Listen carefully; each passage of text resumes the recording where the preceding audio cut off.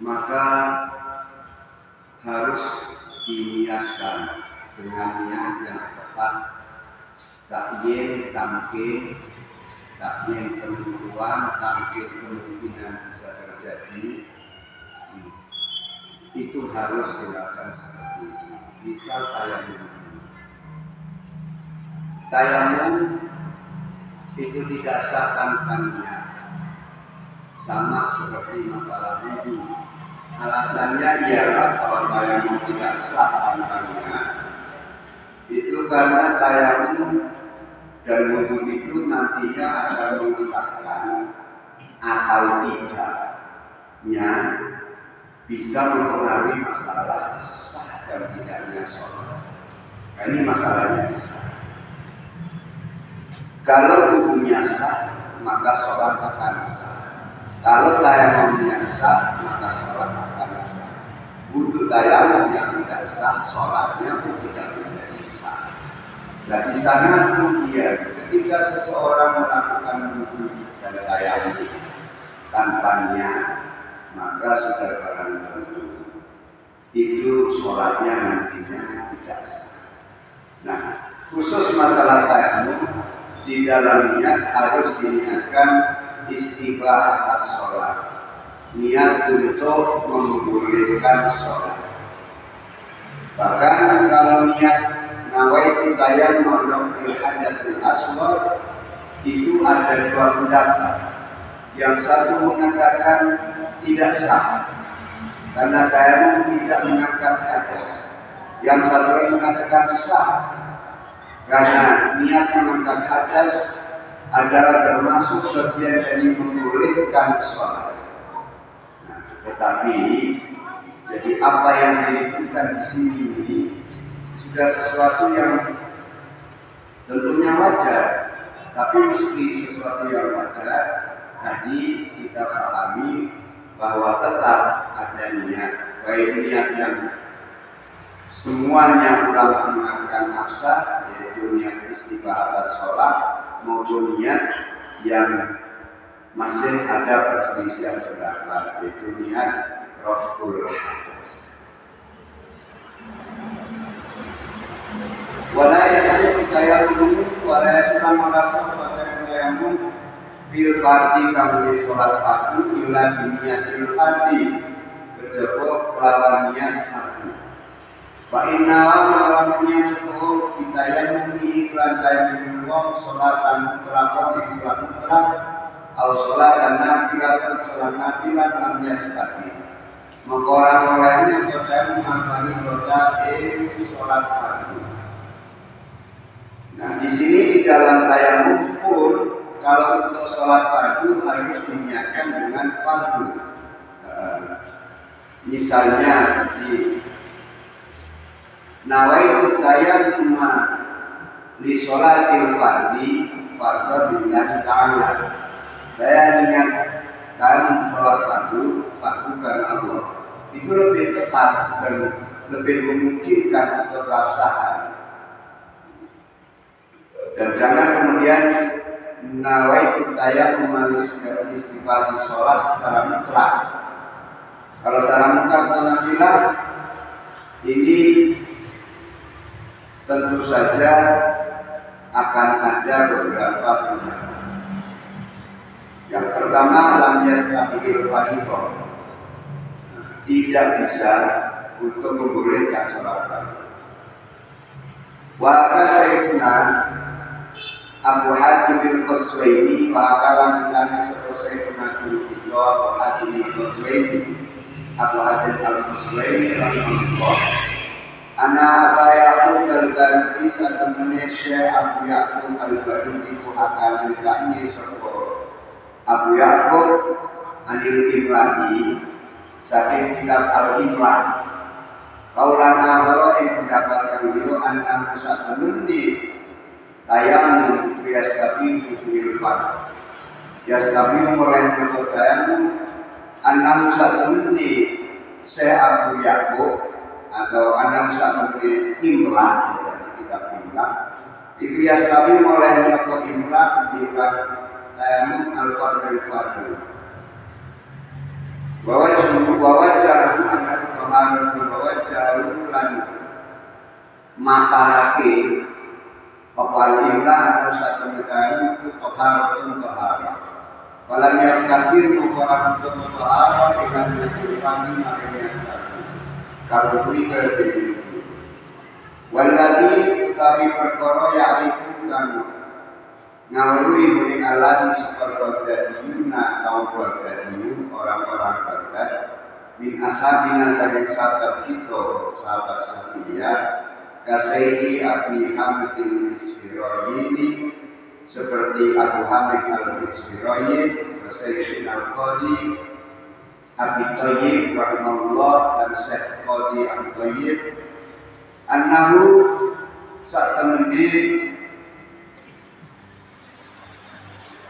annahu la yastaqimu bil fardu annahu satamni tayammum iku la yastaqimu orang bisa tayammum annahu satamni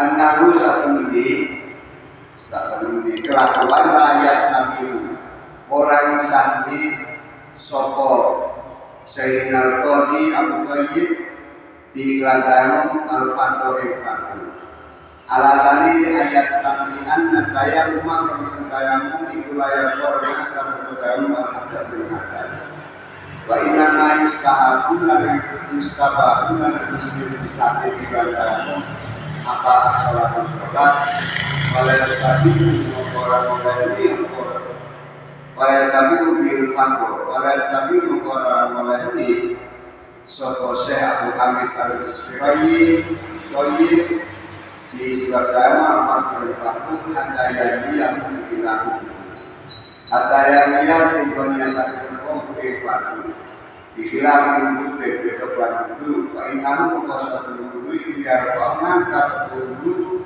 Al-Hadas Al-Hadas Pas Tabara Ibnu Jadi Pas Tabara Muto jadi oleh hati di kelawan dulu kepada Jadi Ustadz. Nah para jamaah, para pendengar rahimahullah, kembali masalah tayammum. Ada beberapa orang dari ulama dari kalangan ulama pengikut Syafi'iyah di Baghdad seperti Syekh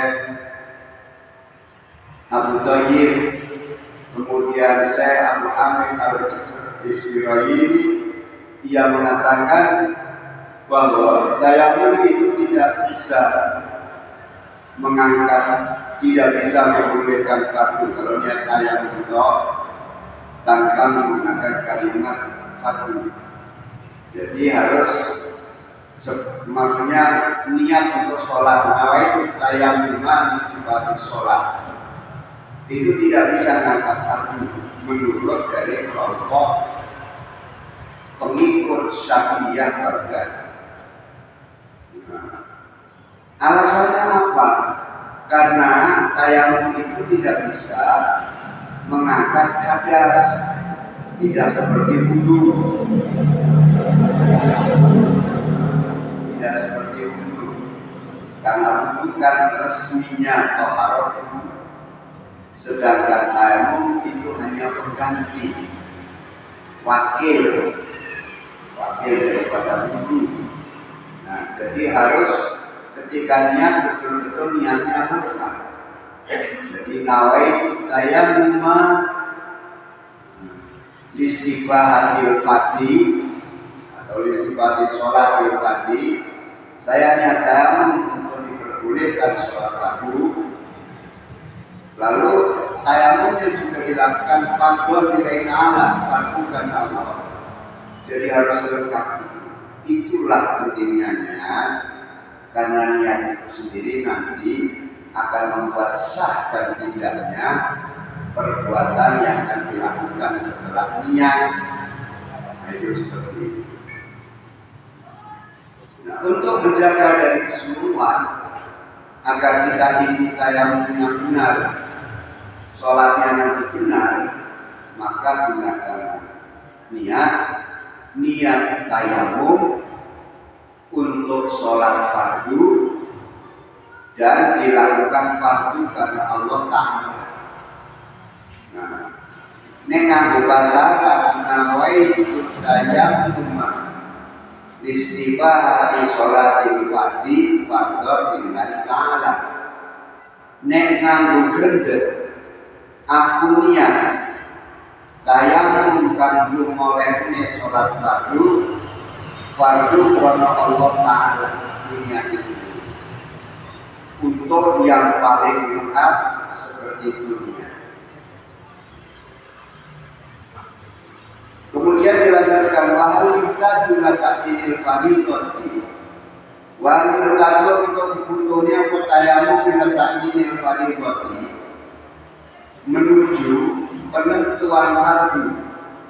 Apa tayamum kuwi kudu diniatake fardu ora? Nah, jawabannya fafihi wajhani.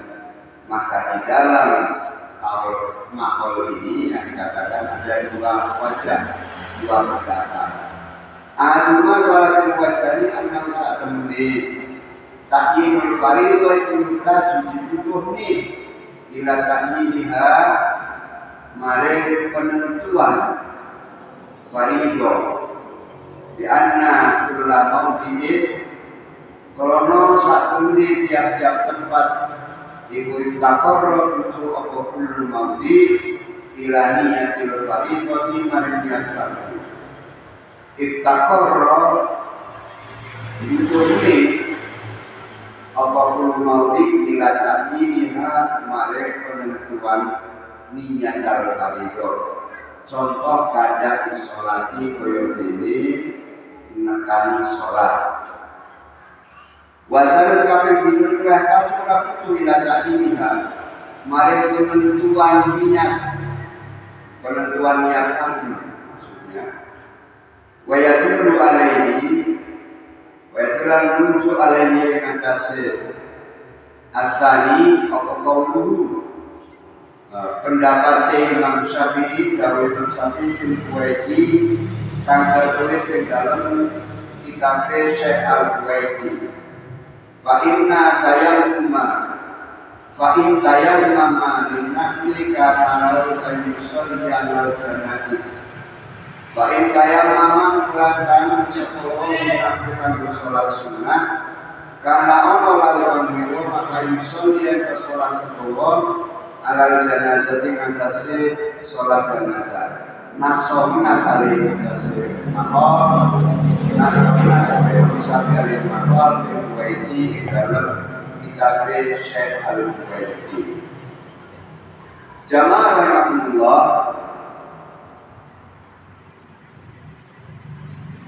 tayamum itu perlu diniatkan dengan niat untuk sholat fardu.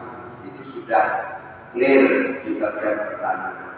Bagian kedua, di dalam tayamumnya apakah harus diniatkan fardu? Nawaitu tayammuma listifati sholatil fardhi, sudah clear ke sana.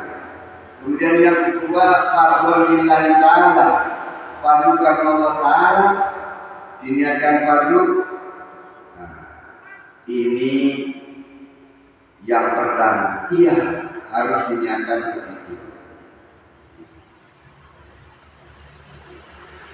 Nah, begitu.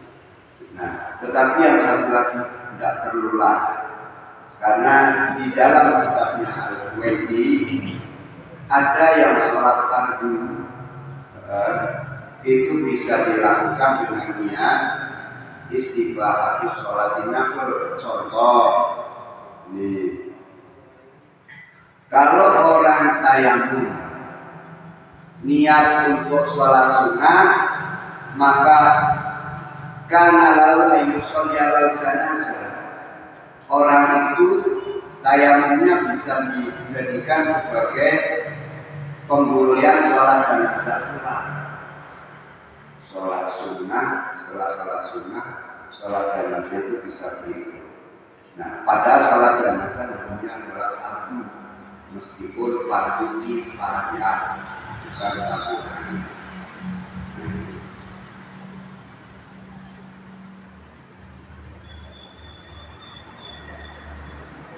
Kemudian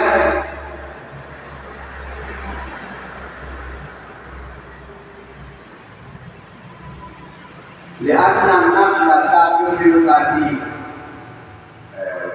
wa in tayammama li sholatil fardhi istabaha bihi nafl wa in tayammama sepuluh li sholatil fardhi kan sholat fardu istabaha mongko mulai ada daftar di tayammum anak lain sholat sunnah Di anak nafla kurusatan salah satu kita mengenai pagi mana sholat fardu. Wa ini istabaha mengkolam mulai hati sopan makhluk opal makhluk pada kaki ikuti istabaha menjadi oleh tapi bukan makhluk. Kama tidak tak ini lamun merdeka sokowo al-umah ibu Utiko mengkoti bebasake dimerdekake opal makhluk jadi begini, tayamum yang tujuannya untuk fardu maka boleh dilakukan tambahan sunnah yang mengikutinya. Contoh, sampean niat sholat tayamum untuk sholat fardu zuhur,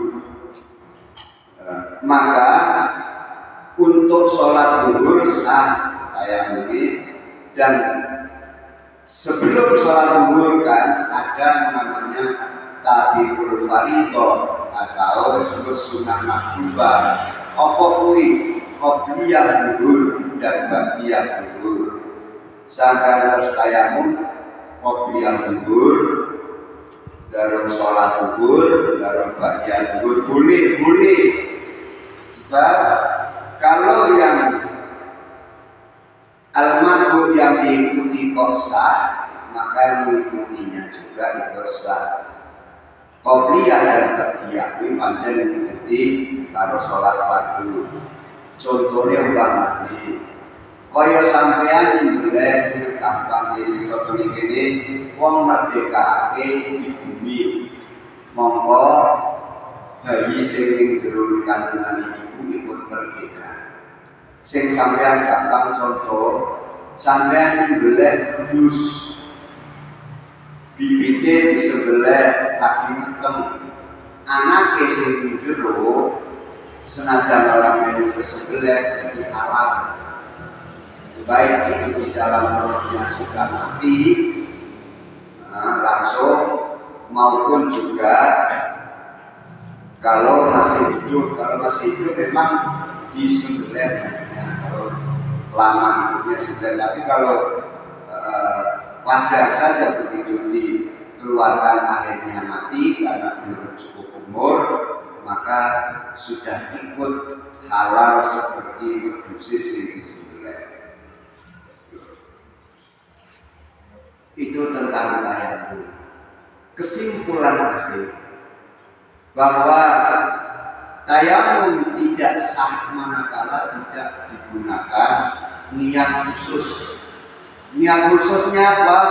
Niat istighfar atas sholat, membolehkan sholat. Lebih spesifik lagi diniatkan untuk pelaksanaan sholat fardu. Yang kedua diniatkan fardu juga. Kalau kita niatkan untuk fardu, maka sah untuk dilakukan yang sifatnya sunnah. Misalnya, nawaitu tayammuma listighfar sholat fardhu lillahi ta'ala, maka andai kata sebelum sholat kita baca Qur'annya pun boleh, karena sesuatu yang dilakukan dengan fardu sedangkan baca Quran adalah sunnah, maka yang sunnah pun boleh berikut di dalamnya. Nah, seperti itulah di dalam masalah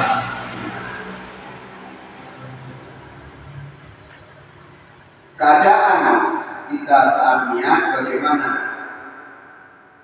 Niat itu dilakukan qasdu syai'in bi fi'li wa ma'al wal qalbu wa talaffuz bi sunnah. Niat itu upaya melakukan suatu qasdu syai'in bi fi'li mutaronan bi fi'li yang dilakukan bersama perbuatannya. Sampai kalau nemu ngumek orangnya nempel di tangan di debu, Pertama itu niat nawaitu tayammuma listibahati sholatin fardhi fardhon lillahi ta'ala. Itu yang terlengkap dan terbagus. Nawaitu tayammuma bareng Pak. Nawaitu tayammuma nawaitu tayammuma listibahati sholatin fardhi listibahati sholatil fardhi fardhon lillahi ta'ala. Itu yang paling khususnya para tamun mengusahakan debu ke muka dan kedua tangan sampai siku-siku. Jadi dari berbagai perbedaan pendapat tidak masalah.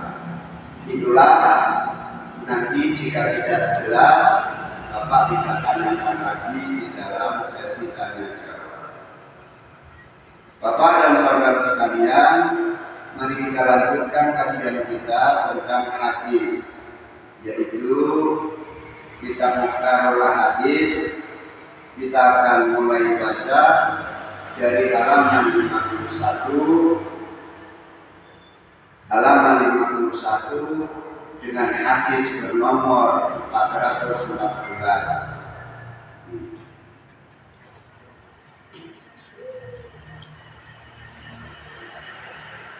Qala Nabi sallallahu alaihi wasallam, iyyakum wad-daina fa innahu hammun bil-laili wa madallatun bin-nahar.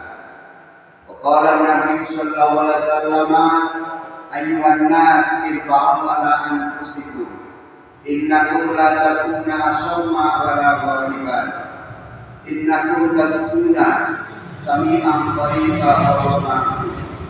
Qalahu fi safarin wa kanu yaj'aluna bitakbir wa Bukhari Muslim. Iyyakum tudyus minal kabir. Iyyakum takutlah kamu sekalian. Wadaina akan hutang. Warungnya ini namanya warung mania, disebut juga sebagai makhluk makan. Iyyakum takutlah kamu wadaina akan hutang. Makhluk ini. Wa innahu maka sunyadai hutang itu hamun, keprihatinan, hamun kesulitan, hamun kesedihan, dinahari di malam hari, wa madallatun dan kehinaan, wa madallatun dan kehinaan dinahari di siang hari. Rawa meriwayatkan bahkan hadis yang Al-Baihaqi Imam Baihaqi. Wa qala Nabi sallallahu alaihi wasallam, ayyuhan nas, wahai manusia, irba'u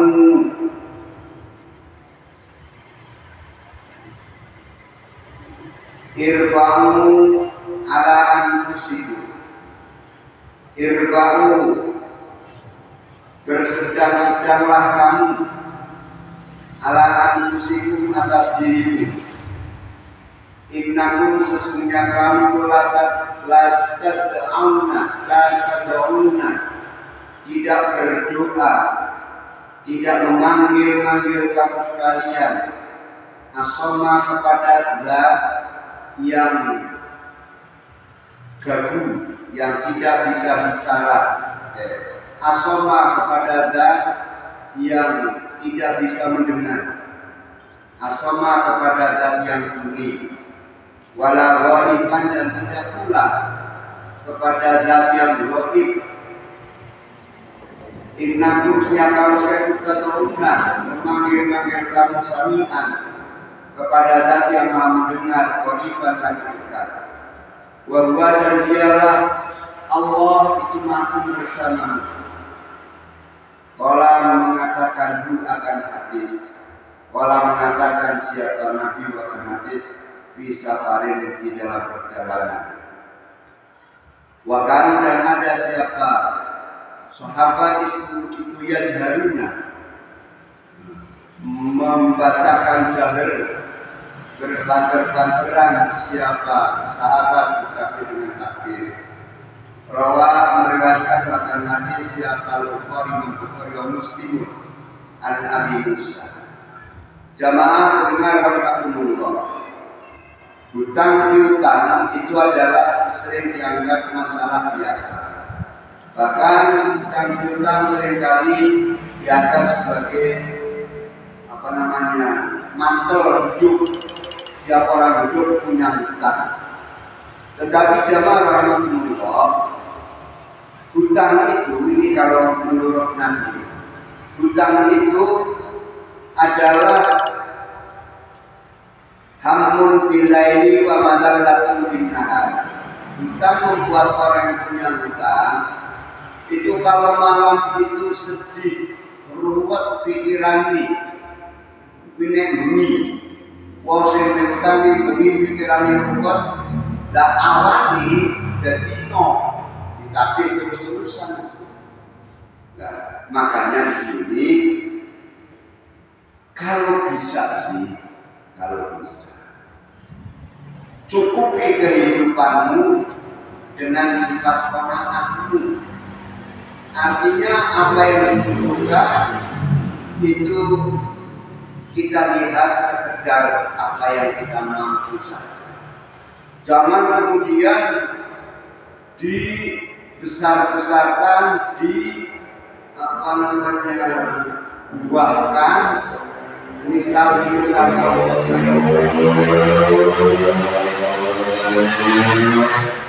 kalau memang mampunya beli pakaian yang harganya 100.000, ya jangan kemudian mendengar ada artis beli pakaian 5 juta, kemudian wah aku tak beli 5 juta kayak artis itu. Akhirnya apa? Selebihnya dari 100.000 utang. Akibat utang kita tahu. Bengi-bengi sedikit besok bayarnya kita beli. Awan-awan ora sedih mani, ino ditagih-tagih terus. Nah, itu bahayanya orang utang. Dan ada sebuah perkataan dari orang yang bijak. Ia mengatakan, jadi janganlah engkau jadi orang yang berani dan sabar. Padahal dari sabar itu bagus Pak. Wongnya wani, bakalan bagus, sabar, bagus.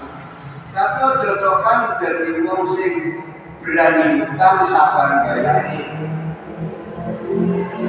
Wangane wong beres, lama pagi tadi sabar Pak, Pak iso. Anakku Pak tadi panen.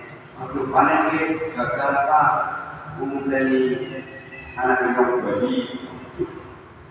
Jangan. Jadi jangan. Kalau perlu itu tadi sifat orang yang dipakai sehingga tidak melakukan pinjaman yang membuat sedih. Wajar kalau pinjaman wajar. Misalnya pinjam umpamanya sampean apa yang membuatnya rumah sakit Pak. Nanti nyong sekali nyong lihat, nyong dipinjami motorin apa rumah sakit wajar seperti itu. Tapi ojo garung semua kuat dipaksa. Dari mulai utang samimun sampai bangkatan sampai bang kejang-kejang terus hati-hati. Innakum iyyakum wadaina wa innahu hamdun billahi wa madallatun binnahar. Satu lagi ada yang mengatakan, ini orang bijak, bahwa semua penyakit itu ada obatnya dan bisa diobati kecuali penyakit utang. Utang diobati dengan baik orang tersebut itu dibayar. Penyakitnya utang orang sedih obati kudu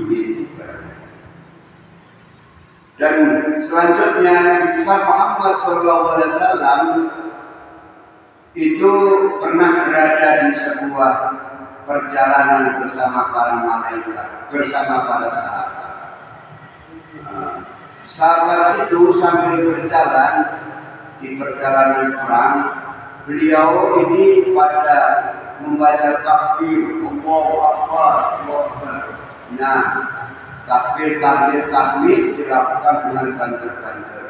Nabi Muhammad ngomong, kalian semua, manusia, wahai para sahabat-sahabatku. Iya kalian sedang saja, jangan terlalu kayak gitu. Kau tahu yang dipanggil kamu itu enggak mudah. Maksudnya kata Allah Akbar, Allah yang maha besar, yang kita suruh itu Gusti Allah ora budak. Gusti Allah kuwi Sami'un, sangat mendengar. Harus banter-banter. Yang kedua, Gusti Allah kuwi ora goib, ora agung, ora ilang, ora lumo. Gusti Allah itu dekat.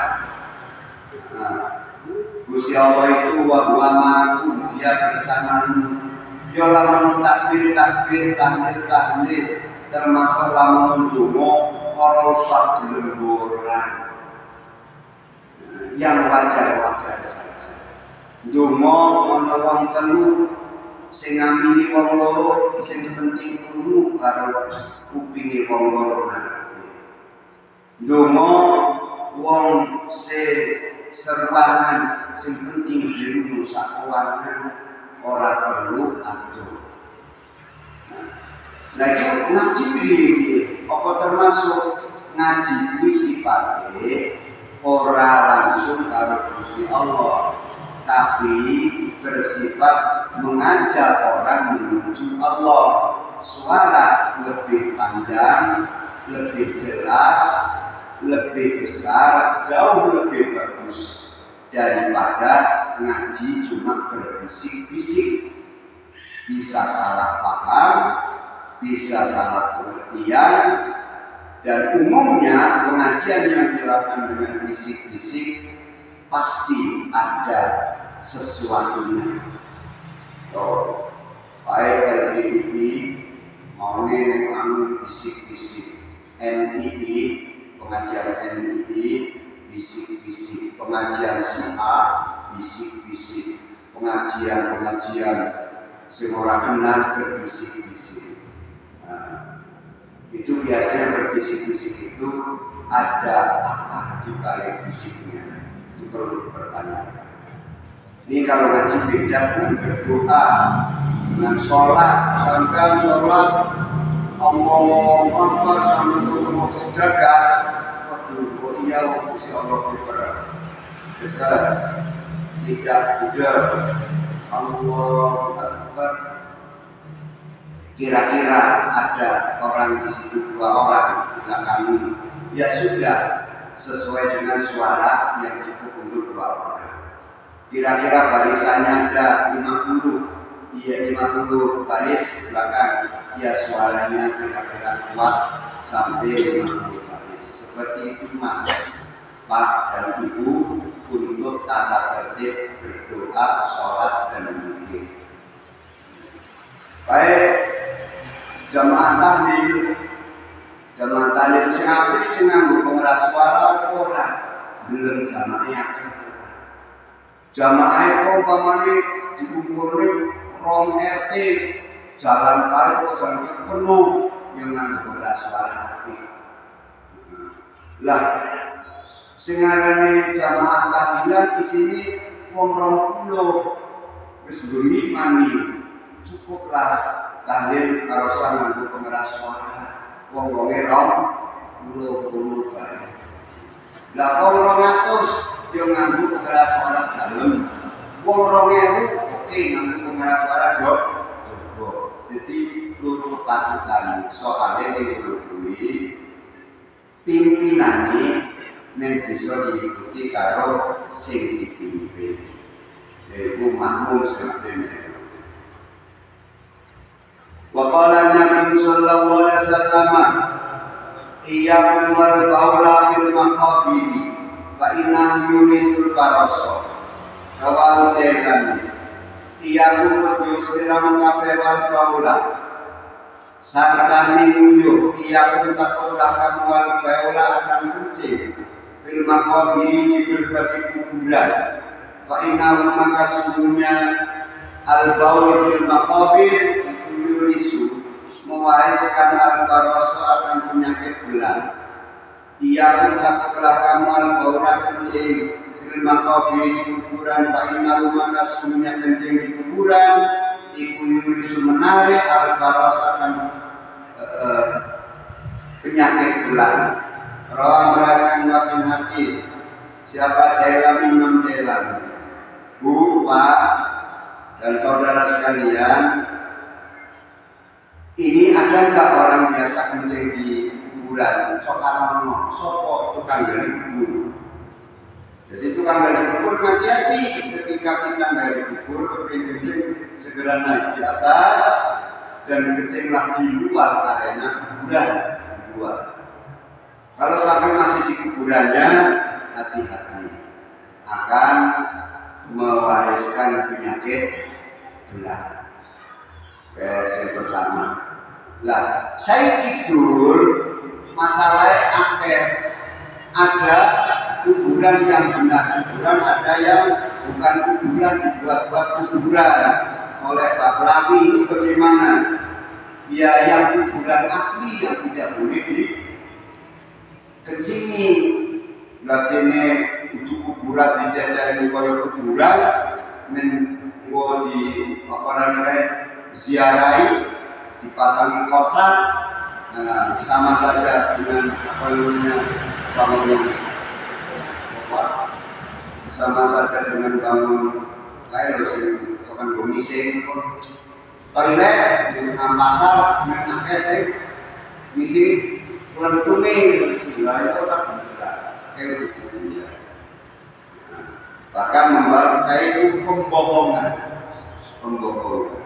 Bahkan yang jelas membangun kuburan itu, kalau kita lihat di dalam fikih itu Bapak ketemukan juga bahwa di dalam kuburan itu pertama itu la yujassasu wa la yubna alaihi. Kuburan tidak boleh dibangun, dicor dengan semen, kapur, oke di anula bahasa ini dijing, nggak boleh dijing, lain jasosu. Walayubna lain dan tidak boleh dibangun rumah, malah kayak ini comal. Pulau Sumatera dari YouTube, Sumatera kuburan itu mewah. Kuburan mewah kayak di Palu itu haram. Tapi golongan Pak Ardi mungkin niatnya kaya warung, yo mewah. Lalu sampai tak boleh kuburan Wali Songo kok kaya kain. Kuburan ikan Nabi itu yang mesti dibangun. Saya jawab, kuburan Wali Songo orang dibangun. Kayak itu pancen wali wafat di kuning di rumah. Di rumah, jadi sudah ada bangunan. Nabi Muhammad juga dikubur di rumahnya Aisyah, bahkan di kamar Aisyah. Berarti sudah ada rumah. Jadi bukan dibangun. Nah, ada pun kemudian ada pembangunan masjid, otomatis ikut dibangun, tapi namanya berikut, bukan yang bangun.